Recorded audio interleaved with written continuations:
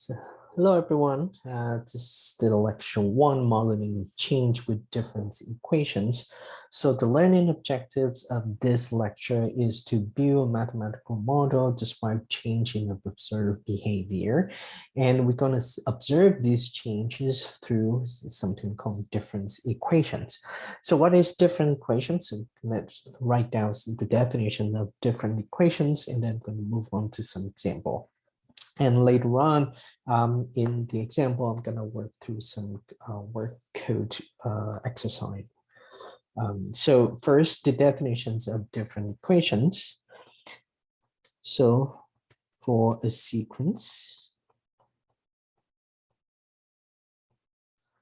of numbers, I'm going to call this sequence capital A. It consists of the number A0, A1, A2. So this is infinite sequence. The first differences are, right? So the first differences are calculated at the difference A0 is equal to A1 minus A0, or delta A1 is equal to A2 minus A1. Delta A3 is equal to A3 minus A2, and so on and so forth. And then for each positive integer, n, sorry, for each positive integer n, the nth first difference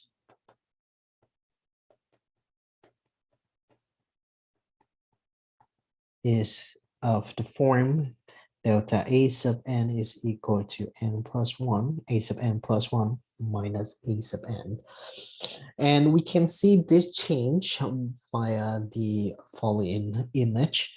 So this is the graph of the first difference of a sequence. So basically the first difference of the sequence is the rise in the graph during one time period. So let me note that here for the graph. So the first difference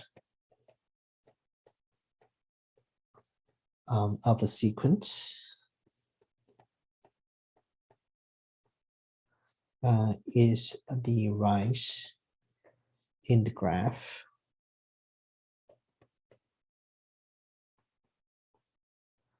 during one time period.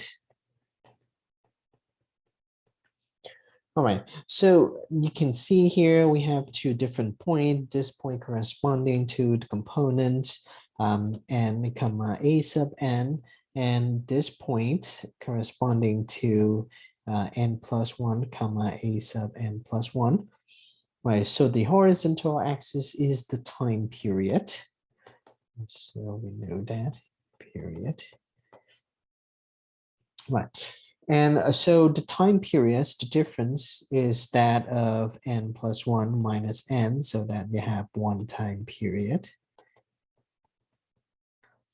And for a sub n, right, the difference of a sub n and a sub n plus 1, or delta a sub n is equal to a sub n plus 1 minus a sub n. So that is the rise in the graph during one time period. And we classify that as the first difference of a sequence. Okay, so that's the difference equations right here. Right, so that's the difference equations, and we're going to move on to some example. So for this particular work example, it may not be that realistic, but it's a work example, right? So a savings certificate, right? So consider the value of the savings certificate initially worth $1,000 that accumulates interest paid each month at 1% per month, right? So right up the bat is not that realistic because this is, the interest is 1%. There's no way that we can get paid 1% per month, right? So the following sequence of number represent the value of certificate month by month. So the starting value, right, the initial value is $1,000. After the first month, you earn an interest of $10, right? and then you add up with the initial value. Now, after the first month, your account now have $1,010. And in the second month, after the second month, you calculate using the value of the previous month, add with the interest of 1%, and you get $1,020.10. And then you do this so on and so forth for the rest, let's say, of your life, right? Now, what we do want to see is the changes, right? The first differences of this particular savings certificate. Right? So we can do the first difference calculation. So delta A0 is equal to A1 minus A0, given that A0 is 1,000. 1,010 is A1, 1,020 and 10 cent is A2, and then so on and so forth. Right. So delta A0 is that of 1010 minus 1,000. You can see the change is $10 after the first month. You can do delta A1, which is A2 minus A1, or this is a 1020.1 minus 1010, give you $10.10. So that's the change in the second month. After the second month, now this, you can keep doing this. So A3 minus A2, so A3 is 1030 dot 3 minus 1020 dot 10. Now you get 10.20. Right, so these are the change after each month. Right. And given the amount at the beginning of $1,000 and the interest for each month is 1%, this is what you get for the value of the certificate month by month, and this is the change for each month. So we, from these calculations, we can draw some conclusions that the first difference represents the change in the sequence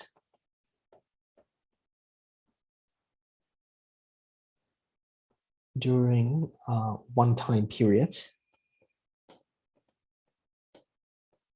which is very similar to our definitions earlier, right? Or in this particular example, this is going to be the interest earned.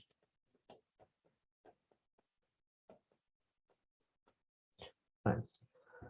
So this is useful, this particular difference equation is useful because the first difference is useful for modeling change take place in discrete time intervals. Because you want to look at the savings certificate 1 month at a time. You don't want to look at this certificate 1 day at a time or 1 nanosecond at a time. Right? It's not going to change continuously, but discretely change or every month. Right? So the first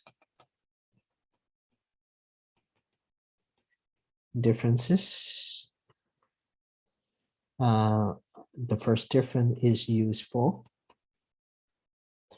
for modeling change taking place in discrete time interval.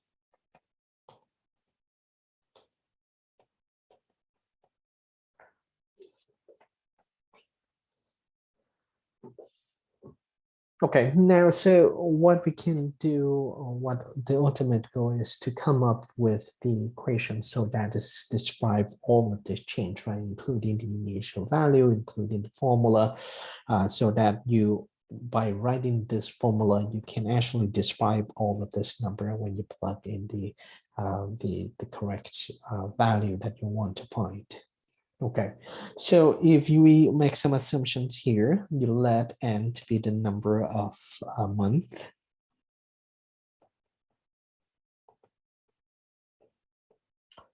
Right, and a sub n in this case is going to be the value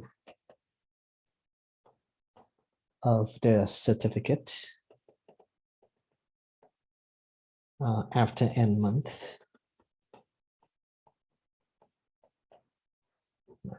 So the change that we see earlier, we can do delta A0, delta A1, delta A2, so on and so forth.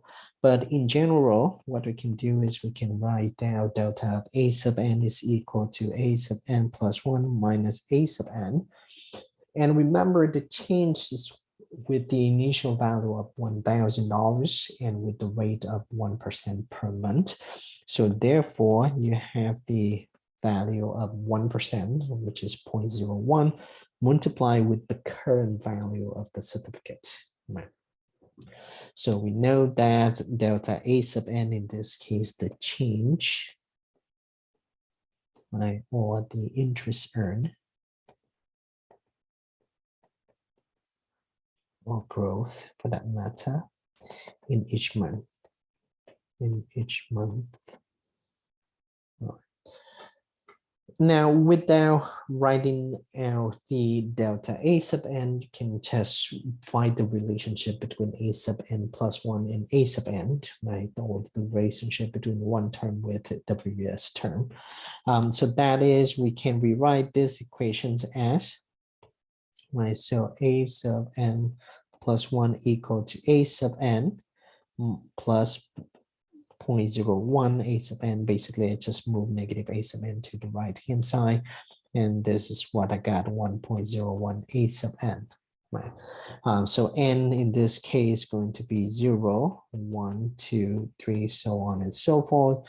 When n equal to 0, then you have A sub 0, which is the initial value that you have, which A sub n is going to be $1,000.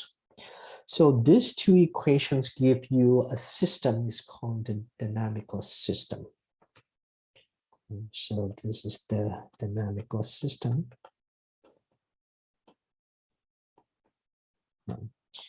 So another word for that is the system that describes change over time. Right. So in this case, the change over time in discrete time interval, but later on when we studied differential equations, we also have the dynamical system, but the system change or describe the change over time on the continuous time interval. Okay, I have two remarks from this particular calculations, from this particular example. So what we did is that we calculate different equation, use the different equations to compute the next term. Right? So if you have A0, you can calculate A1 using this particular equations. If you have A1, you can calculate A2, so on and so forth. So the first remark is that the difference equations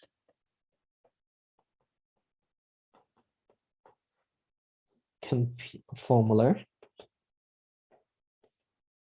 computes the next term given the immediately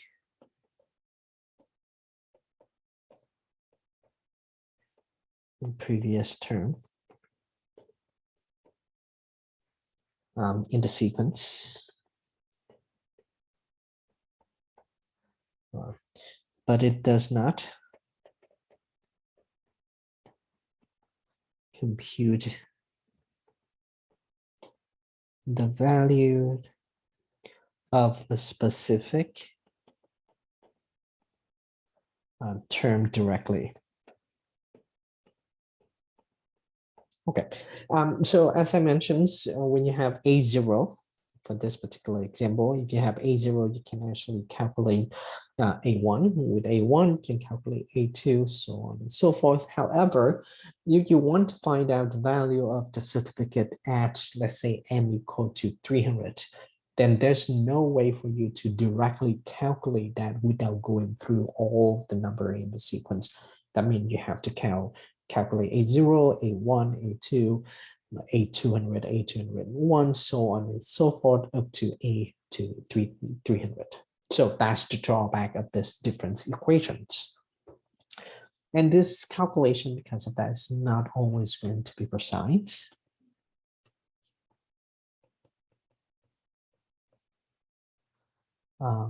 Precise. So what we do to avoid this is to plot the change. Then you observe the parent. And then describe the change in mathematical terms.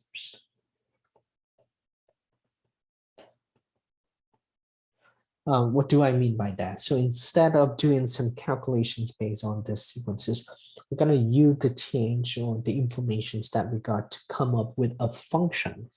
Right? So the change is equal to, of course, delta A sub n equal to A sub n plus 1 minus A sub n. And this is going to be equivalent to some function that include terms in the sequence and some external terms, which depends on the problem. So for example, for this certificate, you maybe add more money into the saving or you withdraw some money out of the saving, so that you have not only the term in the sequence, but also some external effect that will make the change going to be different from problem to problem. Okay, so let's see that change, that external effect in the next example, right? So in example 2, mortgaging a home, right? So 6 years ago, your parents purchased a home by financing $80,000 for 20 years, make a monthly payment of $880.87 with a monthly interest of 1%. Now, they have made 72 payments and wish to know how much money they owe on the mortgage, which they are considering paying up with the inheritance they receive, right? Or they could be considering refinancing the mortgage with several interest options, depending on the length of the payback period. So what we want to identify is to identify how much they owe at this point after 72 payments. So A sub 72, we need to calculate that. Right, given some information already given to us, right? So initially you have $80,000. The amount of, that's the initial value or the initial amount. The rate is 1% or the interest is 1%. And they make the monthly payment of $880.87. So that is write down some or summarize the information that we know so far. So let n be the number of months, right? So A sub n is the amount of mortgage.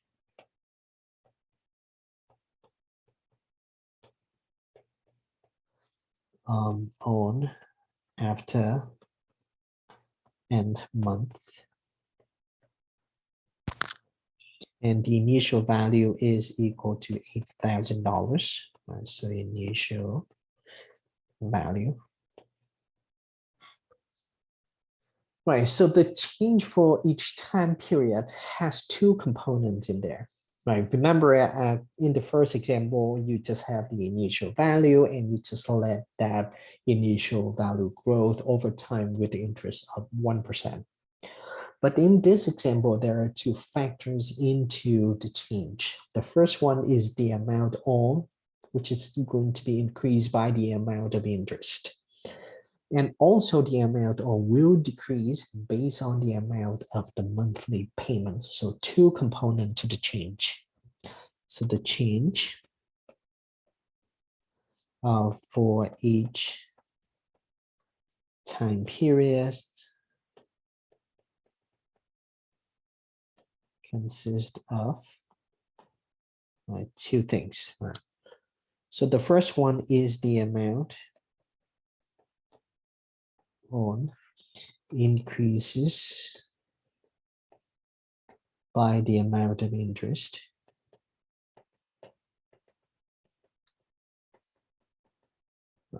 And we're gonna get 0.01 a sub n to model that particular change, right? Because the interest is 1%, which is 0.1, get multiplied that with the amount of the mortgage all at that particular month or at the end month.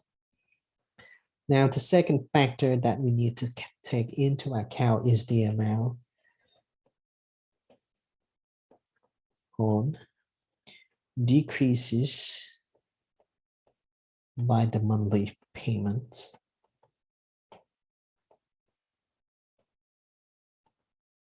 of $880.87. So I use negative in this case because the amount is going to increase over time. Okay, now we're going to compare or combine these two informations together for our change or our first difference calculations. Right, we're gonna look at the table and the graph a little bit later, but for now, let's write down change is equal to delta A sub n equal to A sub n plus 1 minus A sub n. That's the basic formula of difference equations. And again, change consists of two components. The amount all increased by the interest, right? So 0.01 times A sub n. And the amount will get decreases over time by the monthly payment of $880.87. All right, so now we need to come up with a functions, right, that connect the previous value with the current value. So that is A sub n plus 1 minus A sub n equal to 0.01 A sub n minus AAD 0.87. So I'm going to move A sub n to the right hand side, and I get A sub n plus 0.01 A sub n minus AAD dot 87. And therefore A sub n plus 1 is equal to 1.01 A sub n minus 880.87. So this is the equations that you need to look at when you calculate the amount of mortgage all over time. Okay. So again, remember the initial value is going to be $80,000, and from there you can calculate A1. When you get A1, you can calculate A2, so on and so forth. So remember, again, the initial value is A0 equal to $80,000, and for A1, you can do 1.01 times $80,000 minus 880.87.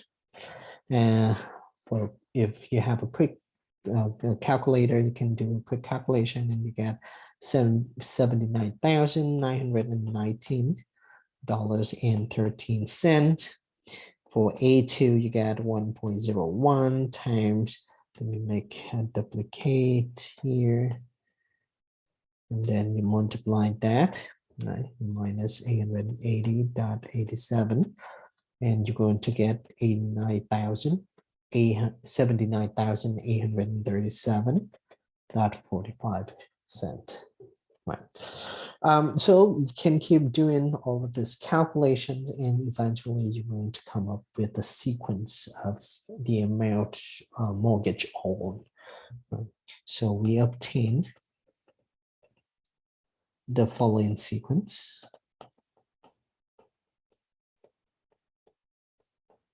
Right. So I call this sequence capital A is equal to the first value, the initial value, $80,000.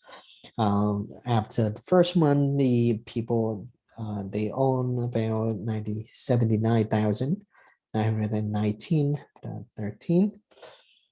After the second month, they own 79,837.45.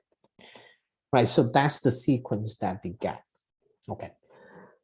Still, we haven't answered the questions that what is the amount owed after 72 payments, right? We're going to get to that. We're going to do the calculation using the using Python. But for now, let's write down the informations to draw the conclusions here. So the amount owed after 72 payments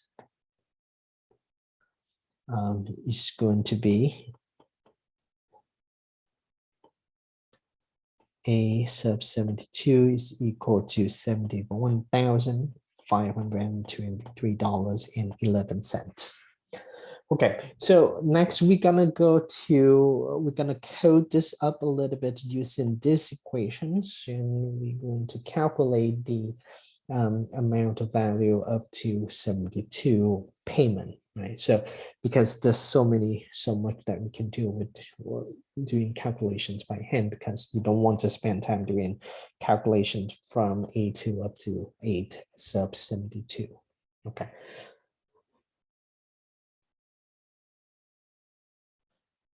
So hopefully you have installed Anaconda. So Anaconda is the software that allows you to write code on certain coding environment, and the coding environment that we're going to use is called Jupyter Notebook, right? So you have the button here and you click on that, that will get you to another page, usually on Chrome or any web browser that you like to use. But certainly you can use Jupyter Lab and also Spider here. It doesn't matter which one you use. For convenience, I'm just going to use the Jupyter Notebook.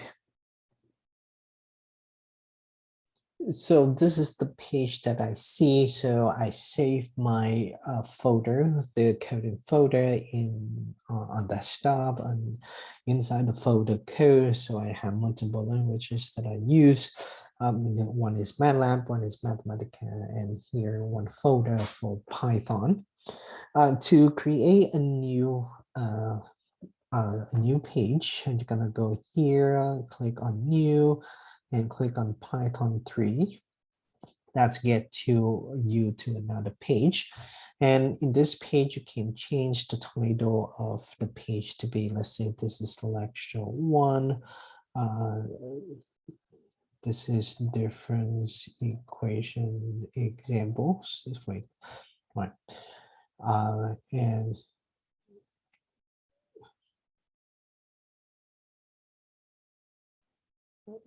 so let's say this is just lecture 1. So, okay, so for this lecture 1, what I'm going to do is I'm going to code of the this particular equations and calculate the amount up to 72 payment. So what I do is I'm going to do from a NumPy import start. So if you use Python before, you know that there's another way to import the NumPy, which is the numerical. So let me do this. NumPy is the numerical value Python library. Right. So to import this, so you can use all the features, matrix, sine, cosine, mathematical terminologies. Okay. So another way to import this is import NumPy as NPy, and usually when you do import NumPy as NPy, you have to put the NP, or NumPy as NP. You have to put NP in front of the functions that you want to use. So for example, NP dot something like dot sine or NP dot cosine, so on and so forth. But for this, so when you do from NumPy import star, you can avoid doing NP dot whatever functions that you want to use, right? So you can avoid that.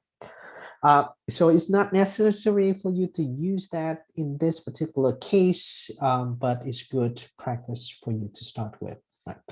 So what do I need for the calculations? So I need the initial values, and I call that A old. So it's going to be a little bit different from what we do by hand. So A old is $80,000, and I'm going to come in. So this size or shift 3 is the command sign. Allow me to write some command here. So this is the initial value. So I need the rate. Now, if you go back to the note that we have, the rate's going to be, sorry. So right here, the rate is 1.01. Right, so I call that R.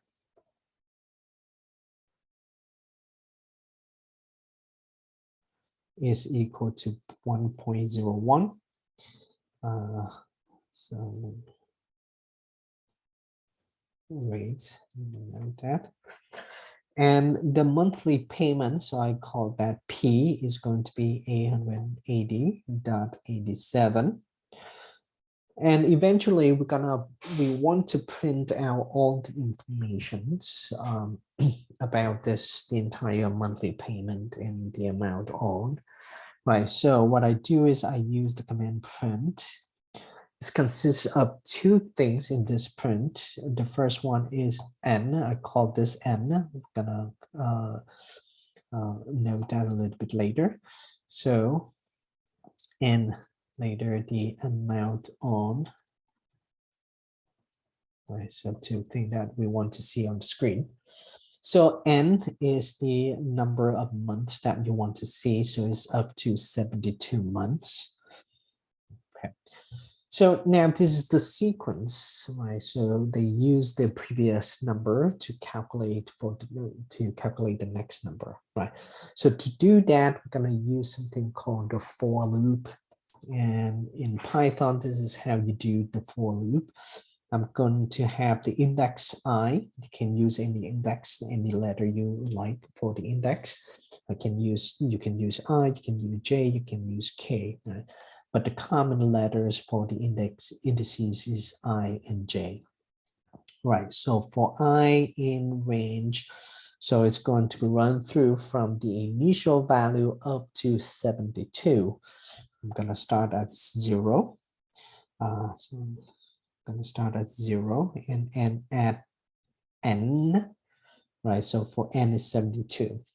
However, the weird thing about Python is that they index the number a little bit different, right? They don't start at 1, but they start at 0 as the first value, right? So you're going to start at 0, and to get to 72, you're going to add plus 1.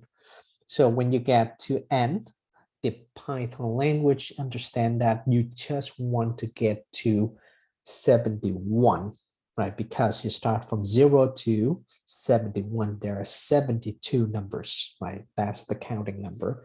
So to actually get to the number 72, that means 73 counting numbers, you're going to do N plus 1. So hopefully that you understand that, right? It's a little bit weird for Python, right? So you're going to start at 0 as the very first value, and to get to 72, you need to do N plus 1. And at the end of the for loop, you have this colon, then you hit enter. And in here, you want to do some printing as well. So the printing including the, so let me type this in, I'm going to expand later.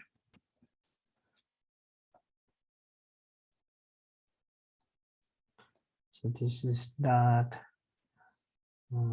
and this is percent, including this is I, this is 8 old. So what do I print here? I print two numbers. The first one is the indices. So in this column, this will give you 0, 1, 2, 3 up to 72. And the A old, which is the starting value, is going to be $80,000, and it's going to update in this loop. Okay. So how would you update this calculations? So you want to calculate the new value, right? Is equal to, I'm going to use the equations that we see right here, right? The new value is equal to 1.01 times the old value minus the monthly payment. So that is what we're going to do. So the rate is R times the previous value minus the monthly payment. And now you have a new value. Now you want to use this value for the next calculations. What you do is you update it to become an old value for the next new value. Right? So A on is equal to A new. And this is going to run through the loop or run the entire process up to the 72 or 73 in this case, right? And to show the result, what you do is you hit Shift Enter, or for Mac, Shift Return. And it's gonna spit out the information for you, right? So the very first month, you own $80,000. After the first month, you own 79,919, so on and so forth. And if you scroll down, you will see that after 72 payment, you are on 71,532,011, which match with the number that we put in earlier. Okay, so this is how you get you can do the calculations using Python, program the calculation using Python. So some other note here I want to mention. So this is decimal, right? Just want to spit out the number 1, 2, 3, 4, 5, and so on and so forth. This is F is for floating number with 2 decimal places. If you change this to 0.5, that means it's going to give you 5 decimal places, so on and so forth. But for now, I just want to keep that as 2 decimal places. Okay, so that's it for the example 2, right? Not only that you can do the calculation or come up with the functions using the algebraic method, right? Or doing this by hand, but also you can do this using the numerical table or numerical method or programming languages, right?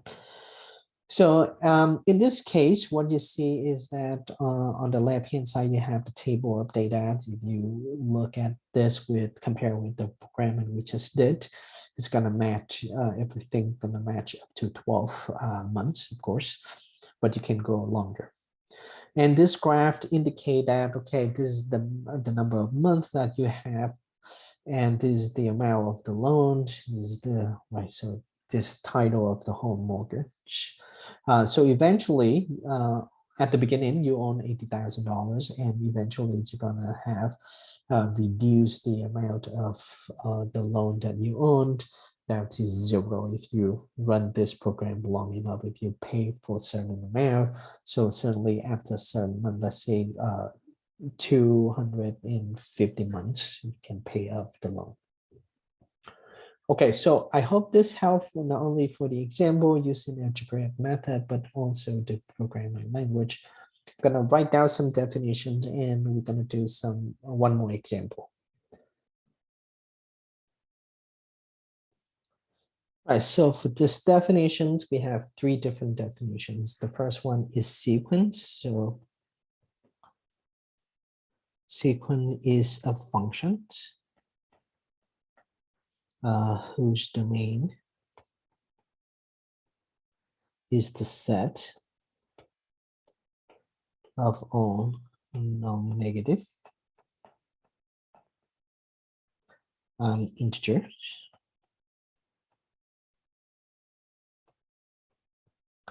and whose range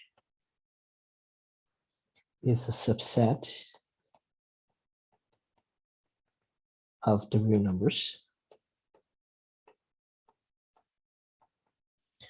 All right, so again, dynamical system is the system that describes change in the period over a period of time. This also says the relationship along term. So among terms in the sequence. Right. And the numerical solution is a table of values satisfying the dynamical system.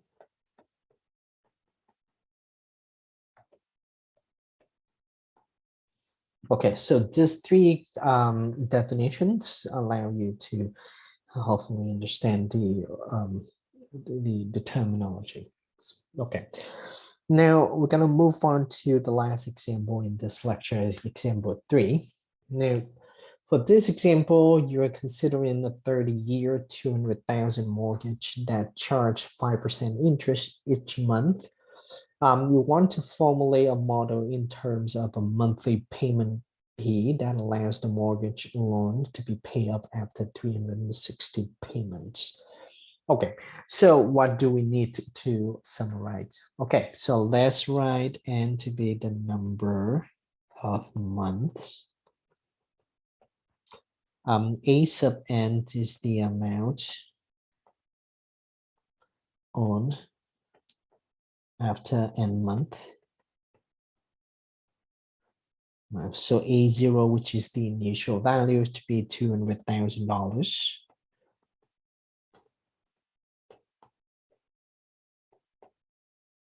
Right. And from the problem, it's required that the loan's going to get paid off after 360 payment. So A sub 360 is going to be equal to $0. Right. And the interest that we're going to have is going to be 5% or 0.05. Okay. So we're going to write down the change and come up with the functions for A sub N plus 1. Right, so the change going to be equal to delta A sub N equal to N A sub N plus 1 minus A sub N. And similar to the previous example, the change consists of two parts. The first one is that the amount owed will increase with respect to the amount of interest. And in this case, you have 0.05 times A sub N, right? So increase, that is positive. And the amount or the change will decrease because of the monthly payment. So you do make the subtractions of P. For P in this case, the monthly payment.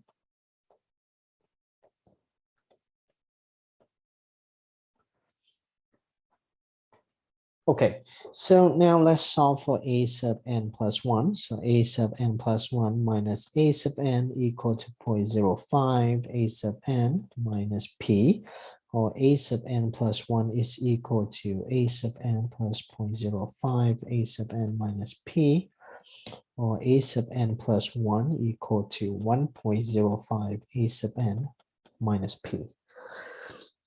So this is the functions that, or the monthly payment, or the monthly amount, the monthly amount that you need to that you have after each month.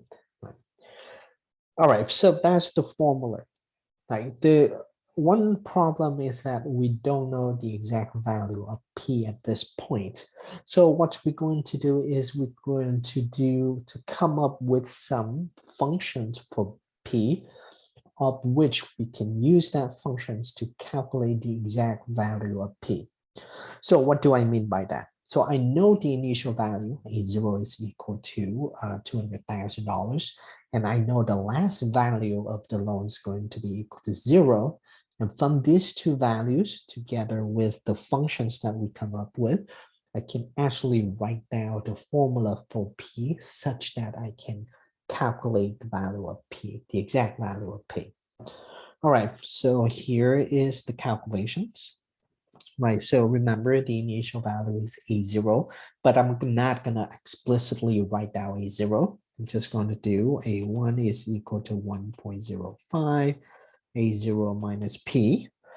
And for A2, I'm gonna have 1.05 A1 minus P, but A1 is equal to this equation. So therefore, I substitute the equation into A1. I get 1.05 times 1.05 A0 minus P minus another P. And I get 1.05 square A sub 0 minus 1.05 P minus another P. And from here, I'm going to take P as the common factor. I get 1.05 plus 1 times P. I'm not going to explicitly calculate this sum because what I'm doing is that I want to come up with a parent so that I can calculate the value of P later. Okay, so I haven't seen any parent yet. Right? So I'm going to take another step. I'm going to do A3, which is again 1.05 times A2 minus P. And A2 is equal to this formula. So I do 1.05 times, so let me duplicate this. Minus another P. Okay, so I distribute 1.05 into the parentheses and I get 1.05 to the third power times A sub 0 minus 1.05 times 1.05 plus 1 times P minus P. Right. Okay, so I get 1.05 to the third power A0 minus, if I distribute 1.05 and then later on take P as the common factor, I'm going to get 1.05 square plus 1.05 plus 1, then times P. Right. So at this sequence, at this A3, I slightly see the pattern here. So I see that it's going to always have the initial value, and the initial value get multiplied with this number 1.05 and raised to the third power or to the n power if I start not at 3 but at n. And this sum is going to be n minus 1, n minus 2, n minus 3, so on and so forth. Okay, that's right. Now, if you want to be sure, you can do A4. It's going to come up with a clearer pattern for you to come up with the formula. But for now, I'm going to come up with the formula that A sub n plus 1 is, or rather A of 360, because that is the last value, which is going to be equal to 0.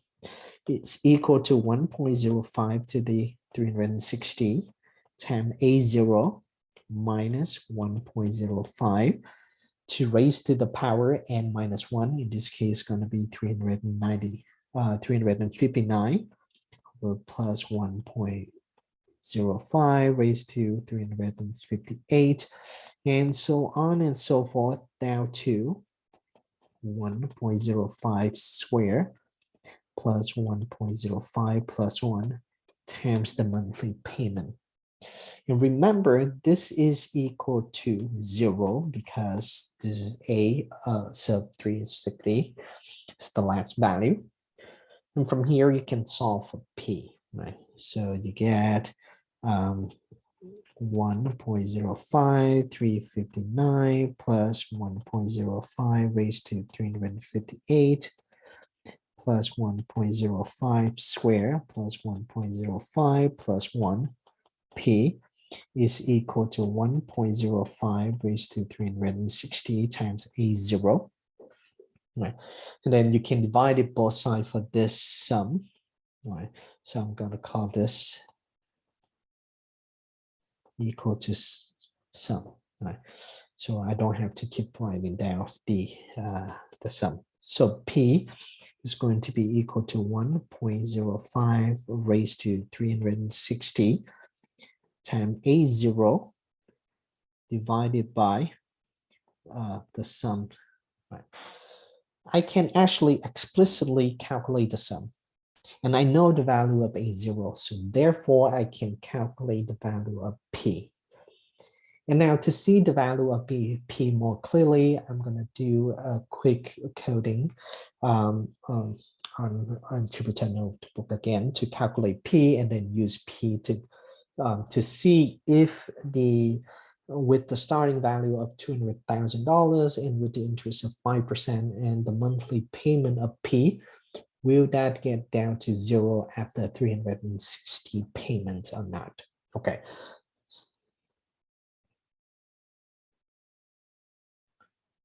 So I'm going to go to the next window. And in this window, what I'm going to do is I'm going to start at the original value, A0 is to be $200,000. Again, this is the initial value. And the last value, A360, is going to be equal to 0. It's not necessary to have that in here, but I just want to know that it's the last value. The number of months is going to be 360. And the rate, or the formula that we need to use have this rate to be 1.05. Okay. To calculate P, we're going to use this formula. And the number of the rate is still 1.05. So I'm going to do R equal to 1.05. We're going to do some calculations. First, we're going to calculate the sum in the denominator. To do that, I'm going to set up something. I'm going to call this sum value. Start at 0 value. I'm going to add all of this term together, starting at 0 value. All right. So calculate. So let me note here, we are going to calculate the sum starting at 0. Okay, now to add all of these numbers together in the sum, I'm going to run through the for loop. There's multiple ways to do that, but the easiest I think is just let it go through the loop.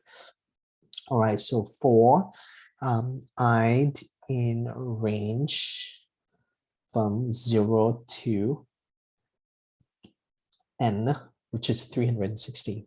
So remember, again, the starting value is the index starting value is 0, and it's going to go up to 359, right? Even though n is equal to 360, which is 360 counting numbers. But the indices for the for loop or the loop or any indices in Python going to start at 0, and this range going to go from 0 to 359, which is 360 counting numbers.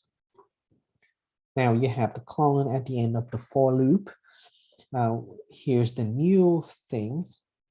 So sum val is plus equal. This notation means that you just add all of the number in the loop together. So starting at 1, so when n equal to 0, you get 1. When n equal to 1, you get 1.05, and then you add 1.05 with 1. Let me go back to the note here. So when n equal to 0, you get 1, and then n equal to 1, you get 1.05. When n equal to 2, you get 1.05 raised to the second power. Then this particular command will allow you to just add all of those numbers together. Right.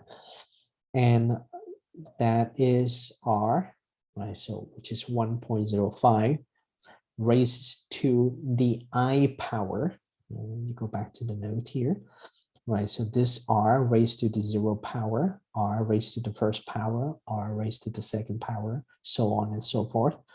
And the power can be done as double star here, raised to the I power. Okay, so that is how you calculate the sum, right? and the sum is in the denominator. So the value of P is equal to what? Is equal to 1.05 raised to 360 times A0, which is the initial value, and divided by the sum we just found. Right, so R raised to 360, which is N, times the initial value A0, and divided by the sum value we just calculate.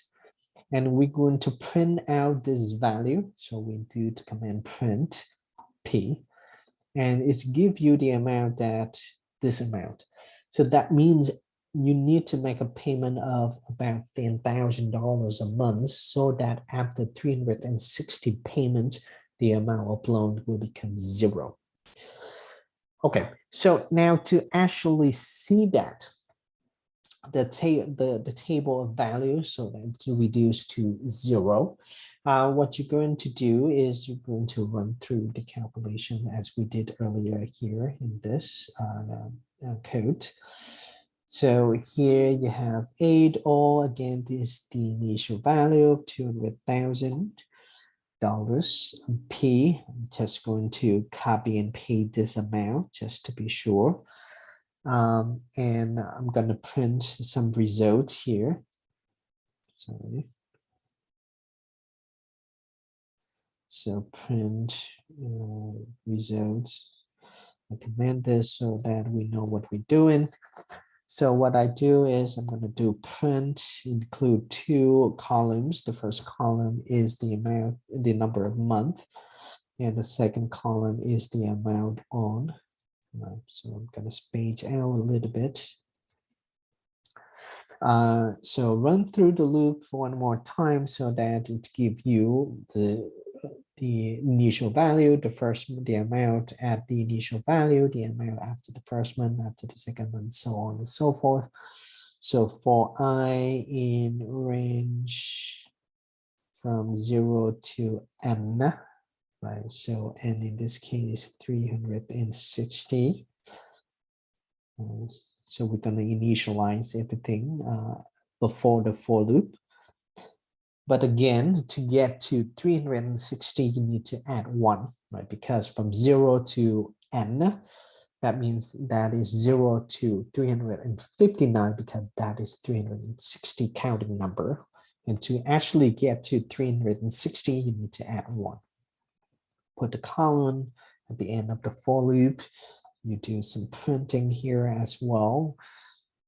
So it consists of the %d and then %.5 floating number, percent of I, the indexes in 8 old, right? You're starting at the initial value $200,000.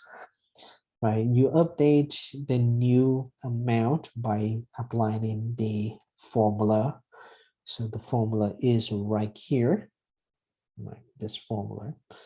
So that is 1.05 or R, right? So R is equal to 1.05 times 8 all minus P. And then now you have the new value. And you want to use this new value for the next calculations. So you update 8 all to be a new, and this loop will go through the process, right? So you hit Shift Enter, and this will spit out the amount that you have. So if you scroll all the way down, you will see that after 360,000, 60 days or 60 months, sorry, the amount will get down to 0. Okay. So that very much lecture, the first lecture, when you learn how to use different equations to calculate the change. We not only calculate the change, but also use the computer language, Python, to help with the calculation as well. So that's it for me for this lecture. Please let me know if you have any questions. Thank you.